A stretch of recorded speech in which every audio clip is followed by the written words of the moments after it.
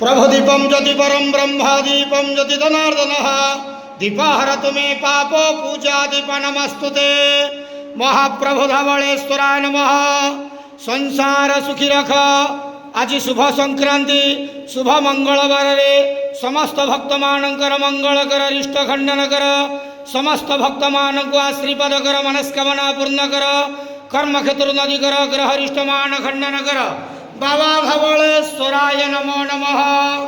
प्रभु वंदे देव उमापति सुरगुरु वंदे जगत कारणम वंदे वर्णक भूषण मृगहरम वंदे वसूनां पते वंदे सूर्य सुसंग वर्णनेन वंदे मुकुंद प्रियम वंदे भक्तम स्वयं च वरदम वंदे शिव शंकरम।